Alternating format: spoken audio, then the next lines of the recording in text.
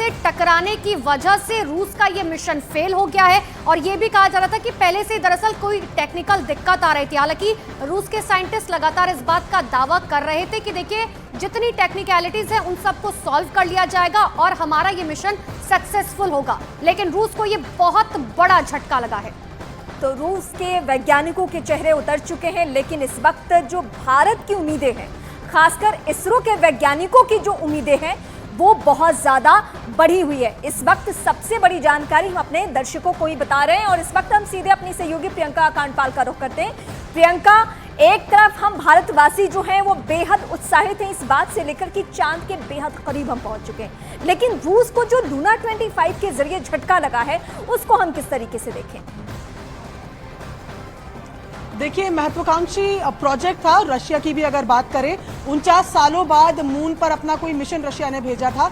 10 अगस्त को लूना 25 को लॉन्च किया गया था और महज 11 दिन में ये लैंड भी करने वाला था, यानी कि 21 अगस्त को लैंड करने वाला था बनिस्बत हमारे, क्योंकि हमारे पूरे मिशन की अगर बात की जाए तो 40 दिन का टाइम था और ये केवल 11 दिन में लैंड करने वाला था। इसके कई कारक हैं, लेकिन जिस तरीके से एक दिन से लगातार टेक्निकल ग्लिच की बात आ रही थी, बताया जा रहा था कि संपर्क लूना 25 का अपने अर्थ स्टेशन से टूट गया है। काफी कोशिशें वैज्ञानिकों ने वहां पर की, लेकिन 49 साल बाद रशिया का चांद के साउथ पोल पर जाने का जो सपना था वो टूटा और बताया जा रहा है कि क्रैश लैंडिंग हो गई, यानी कि अब किसी भी तरीके से लूना 25 के साथ कोई संपर्क रशिया का जो अर्थ स्टेशन है वो साथ नहीं पा रहा है। जी रीमा। बिल्कुल। और ज्यादा बातचीत के लिए हमारे साथ के सिद्धार्थ साइंटिस्ट जो हैं वो जुड़ चुके हैं। सर, आपका बहुत बहुत स्वागत है। लेकिन सबसे पहले आपसे टेक्निकलिटी समझना चाहेंगे।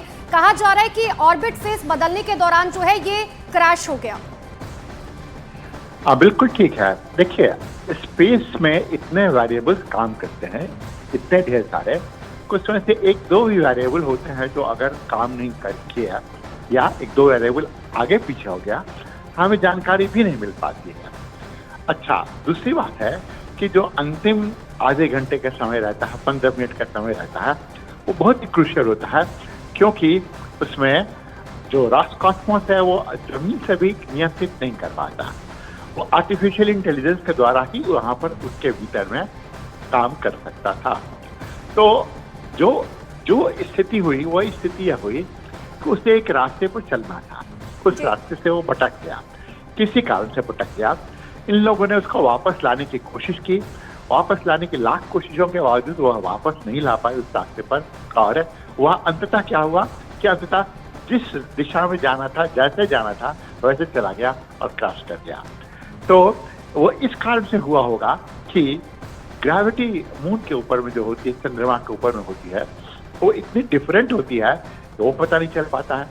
दूसरा, उस स्थान पर प्लाज्मा कैसे काम कर रहा है, क्या नहीं कर रहा है, जो बहुत हॉट चीजें हैं, गर्म चीजें हैं, वो भी पता नहीं चल पाता है।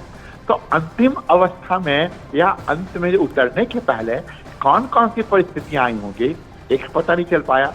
दूसरा कि जब उसे मैनूवर करने की कोशिश कर रहे थे तो मैनूवरिंग करने में कोई इमरजेंसी सिचुएशन आई, ठीक है, और वो मैनूवर नहीं कर पाया, तो सॉफ्टवेयर में भी हो सकता है कहीं कुछ गड़बड़ी हो गई हो। तो ये किसी को भी पता नहीं है, अब तो रिपोर्ट आने पर ही मालूम चल पाएगा। लेकिन कुल मिला जुलाकर यह है कि चंद्रमा पर लैंड करना इतना आसान नहीं है।